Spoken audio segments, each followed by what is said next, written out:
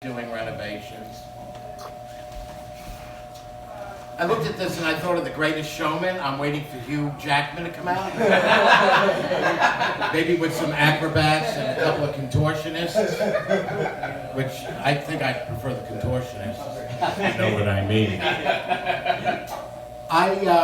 I grew up on Long Island. I think I had an average childhood. Rode my bike, hung out with friends, had a paper route, played sports, played strip poker with my buddies. You know, we were bored, we needed something to do. But you know, now in the age of social media, I mean, it's so totally different when I was growing up, because the only way to meet people was to actually go to a bar and talk to somebody. There was absolutely no other way really to meet someone. Somebody would come in, you know, the door would open and everybody would go looking to see who's coming in the door. But that was the best way to meet people, and I started going out not too long after Stonewall, and they were still kind of doing raids on bars. Few and far between, but it still happened.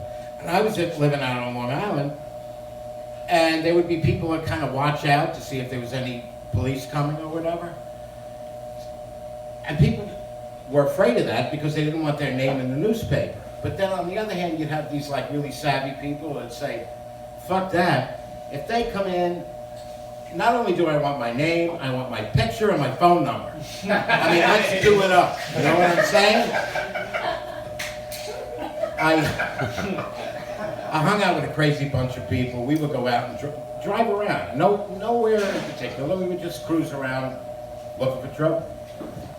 So I don't know, one afternoon we were hungry. We stopped at a Burger King. We ordered, I don't know, the usual. A few Big Macs, some fries, and a blowjob. The guy gets back on the microphone. He said, "You want some ketchup on that blowjob?" I was listening to the radio the other day, and I swear I heard this weekend we're having our musical petting zoo. I said, what? I mean, I couldn't back up. It was live on the radio. Musical petting zoo? What the fuck is that? So I'm picturing like people with their instruments. You got cellos, you got a harp, you got a piano, but the longest line is the guy with the organ. Guaranteed, they're petting that baby. Him and the flute. You know what I'm saying? I'm in customer service now, which is truly amazing. I'm amazed at when you go to some place like a drugstore, Duane Reade, and you're not a customer, you're a guest. Well, I'm not a guest at Duane Reade because I'm a guest at a 5-star resort, not at a fucking drugstore. And if you're not a guest, you know, they call you, it's not next, it's following. What the fuck? Who am I following? What am I doing here? You know, I'm like uptight, I got a roll of toilet paper, and they're telling me following, and if they don't get me up to the register, they're gonna be following a lot on the way out.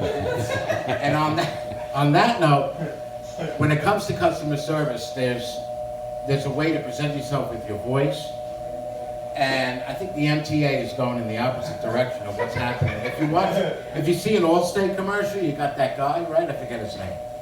You're in good hands with Allstate. Meanwhile, lately in MTA, if you go down in the subway, you hear, "Hello, everyone. The number one, blah, blah, blah." Thank you.